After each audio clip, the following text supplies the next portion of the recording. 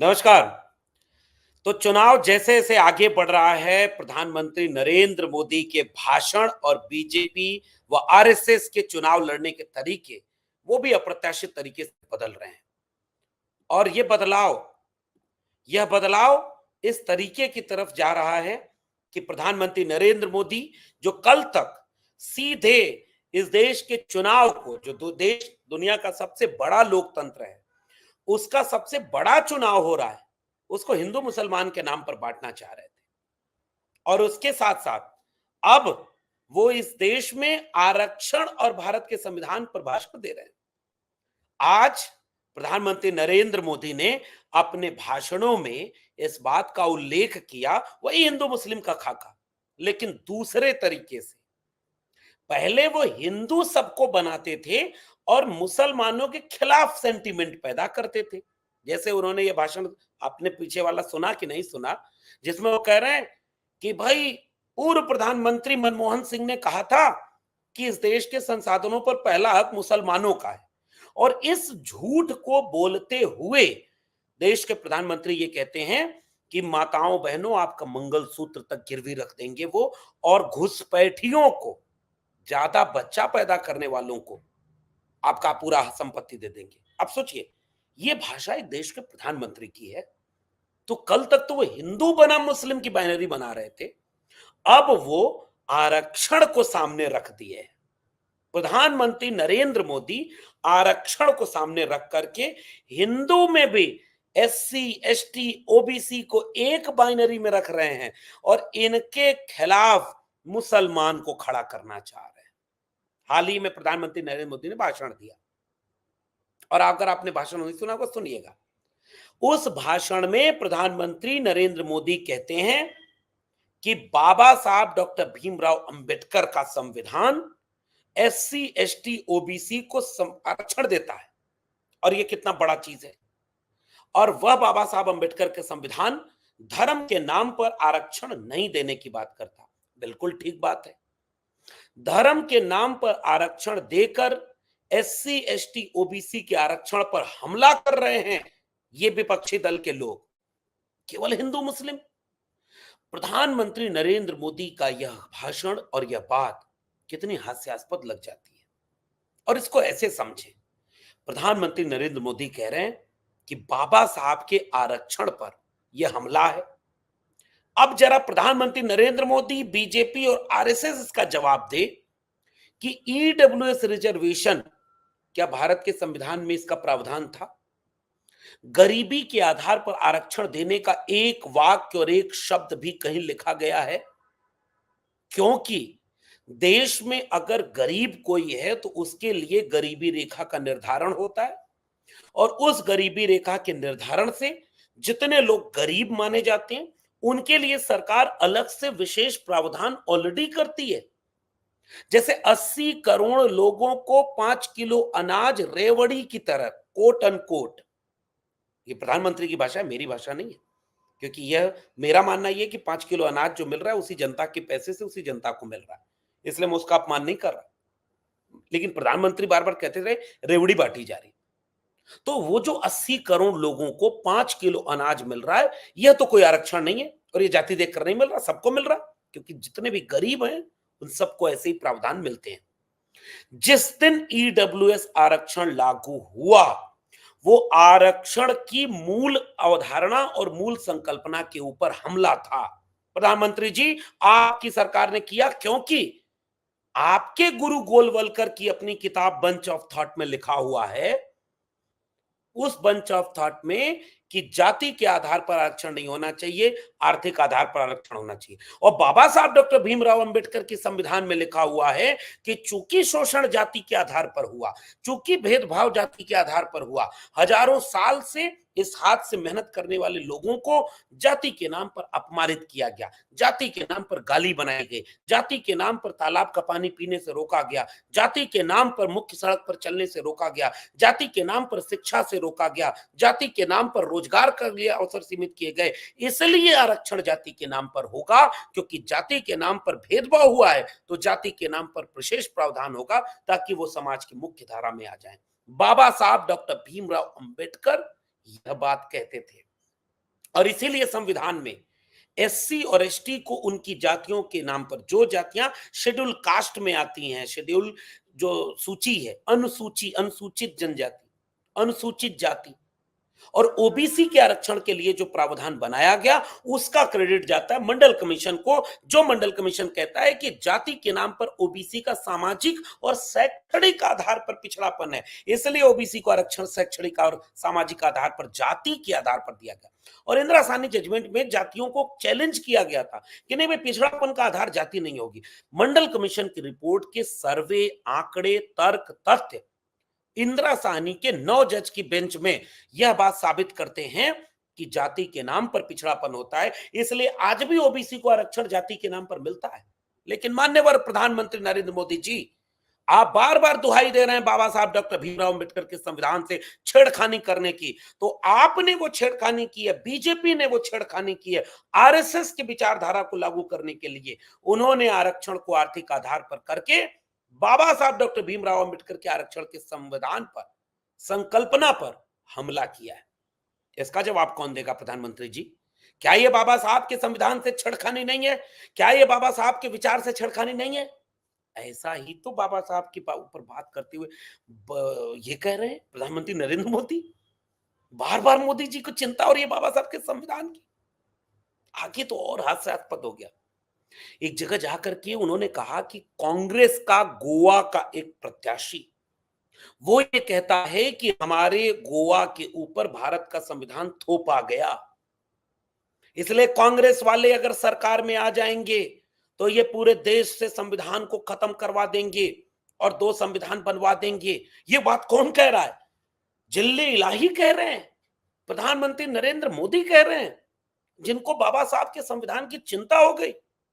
अब जरा इस बात का उदाहरण कौन देगा कि इनके 4 प्रत्याशी भारत के संविधान को बदलने के लिए इस अब की बार 400 पार की बात अपील करके खुलेआम भाषण दे चुके हैं।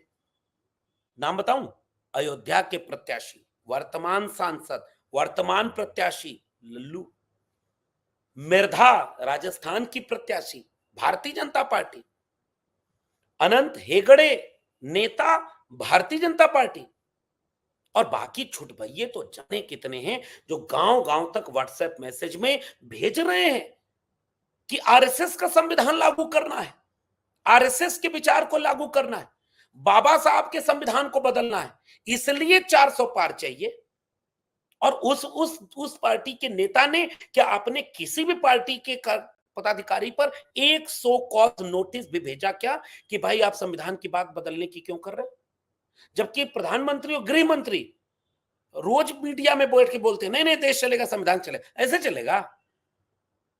आपको कांग्रेस के पार्टी के प्रत्याशी की बात याद आ गई कि संविधान बदलना चाह रहे, अरे आप हैं वो संविधान बदलने वाले लोग।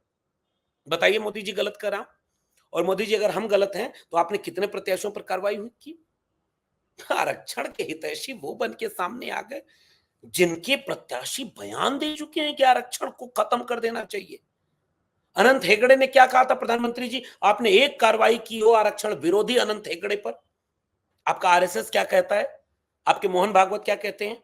पहले वो कहते हैं 2015 के बिहार के चुनाव में कि आरक्षण की समीक्षा होनी चाहिए। गनीमत थी कि उस समय 2015 में बिहार में एक सामाजिक न्याय का योद्धा माननीय लालू प्रसाद यादव, एक सामाजिक न्याय का योद्धा माननीय नीतीश कुमार जी, वो साथ में थे। और आपके आरक्षण की समीक्षा का बयान जो मोहन भागवत ने दिया, उस बयान की ऐसी समीक्षा की कि 14 की लहर 15 में बिहार में रोक दी थी, और आप ख्वाब देख रहे हैं कि भारत के संविधान को बदल देंगे। आपके मोहन भागवत को इस देश के एससी एसटी ओबीसी का हक पता चल गया, अधिकार पता चल गया, तो एक इंटरव्यू में बोले कि ब्राह्मणों ने जाति बना दी और ब्राह्मणों ने 2000 साल से हमारे लोगों का शोषण अन्याय किया है, तो 200 साल तक तो अपमान सहना पड़ेगा, आरक्षण सहना पड़ेगा। लेकिन प्रधानमंत्री नरेंद्र मोदी जी, आप तो आरएसएस से भी आगे निकल गए। आरक्षण कितनी जगह पर लागू है इस देश में प्रधानमंत्री जी? आरक्षण 2 जगह पर मूलतः लागू है। अगर राजनीतिक आरक्षण को छोड़ दें तो राजनीतिक आरक्षण जो सांसदों, संसद में और विधानसभाओं में लागू है, वो एक आरक्षण राजनीतिक है। लेकिन उसके अलावा आरक्षण केवल 2 जगह पर लागू है, सरकारी शिक्षा में और सरकारी रोजगार में। प्रधानमंत्री नरेंद्र मोदी जी, आपकी सरकार दोनों को निजी हाथों में बेच चुकी है। आप बाबा साहब के संविधान की बात करते हैं, आप आरक्षण की बचाने की बात करते हैं। इस देश में आज की तारीख में 1% सरकारी नौकरी भी नहीं बची है और प्राइवेट सेक्टर में एक भी आरक्षण लागू नहीं। आप दलितों पिछड़ों के हितैषी कब से हो गए? और सरकारी नौकरी तो आपने पूरा प्राइवेट हाथों में बेच दी। और जितनी सरकारी नौकरी है प्रधानमंत्री जी, आपकी आंखों के सामने होता रहा। ओबीसी का कट ऑफ जनरल से ऊपर, शेड्यूल कास्ट का कट ऑफ जनरल से ऊपर, शेड्यूल ट्राइब का कट ऑफ जनरल से ऊपर। जो नोटिफिकेशन आता है, नौकरी आ रही है, अगर 100 नौकरी आ रही है तो 100 में 27 ओबीसी को जानी चाहिए। लेकिन बार बार ये देखा गया कि अनुपात, कितनी नौकरियां ऐसी हैं देश की जिसमें अगर 100 में 10 ईडब्ल्यूएस को नौकरी जानी चाहिए तो 15 मिल गई, और ओबीसी को 27 जानी चाहिए तो 20 मिली, 15 मिली, 12 मिली। आरक्षण लागू नहीं होने दिया आपने। शेड्यूल कास्ट को अगर 15 नौकरी 100 में जानी चाहिए तो 10 मिली। आप लोग तो घोर आरक्षण विरोधी हैं। बताइए कि 2 अप्रैल के भारत बंद 2018 को क्यों करना पड़ा था? बताइए कि 13 पॉइंट रोस्टर के खिलाफ कौन लोग खड़े थे? और आप बात कर रहे हैं जाति जनगणना के विरोधी आप हैं।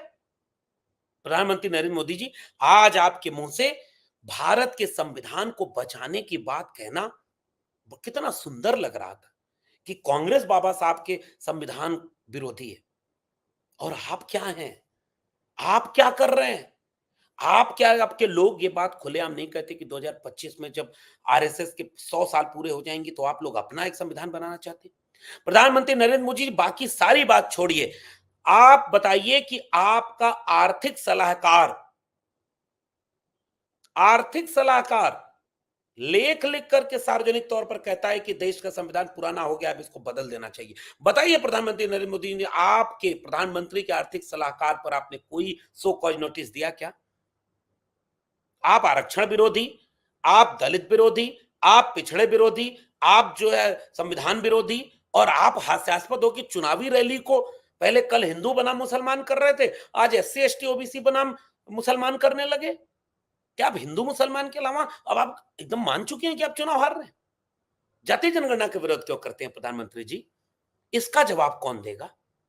2010 में संसद में बीजेपी ने मरहूम गोपीनाथ मुंडे, मान्यवर हुकुमदेव नारायण यादव और तमाम लोग बीजेपी के फेवर में बोले। लाल कृष्ण आडवाणी जी से पूछिएगा, मोदी जी, सुषमा स्वराज जी से पूछिएगा। 2010 की बीजेपी जाति जनगणना के समर्थन में यूनानिमस डिसीजन में पार्टिसिपेट कर चुकी थी। और 2022-23 में जब जाति जनगणना की मांग हो रही है, वो कौन प्रधानमंत्री है जो खुद को ओबीसी कहने की बात करता है और उसके बाद भी जाति जनगणना का विरोधी है? बताइए, आप जाति जनगणना के विरोधी हैं कि नहीं? और अगर आप जाति जनगणना के विरोधी हैं तो आप एससी एसटी ओबीसी विरोधी है। और वही चुनाव का स्तर कहां चला गया प्रधानमंत्री जी? राहुल गांधी ने एक भाषण दिया दक्षिण भारत में कि जैसे तेलंगाना में जाति जनगणना करा के वो एससी एसटी ओबीसी को उनका हक देंगे और सबका रिसोर्सेज इक्वल डिस्ट्रीब्यूशन करेंगे, ताकि पता चल जाए, एक्सरे हो जाए समाज का कि कितने एसटी, कितने एससी, कितने ओबीसी, कितने माइनॉरिटी देश चलाने में कहां कहां हैं। अगर वो वहां उचित अनुपात में नहीं है तो उनको हम उचित अनुपात में रखेंगे। बताइए, आपका पूरे ट्रोल आर्मी लगी हुई है कांग्रेस को, समाजवादी पार्टी को, आरजेडी को हराने के लिए। आप फेक न्यूज का सहारा लेंगे। खुलेआम समाजवादी पार्टी ने अपने घोषणा पत्र हमारा अधिकार में लिखा है कि 2025 में हमारी सरकार बनेगी तो 2025 में हम जाति जनगणना कराएंगे। आप कहो कि Samajwadi party SC ST OBC विरोधी है, क्योंकि समाजवादी पार्टी का विचार क्लियर है, राष्ट्रीय जनता दल का विचार क्लियर है कि वो जाति जनगणना, बिहार वालों ने तो करा दिया।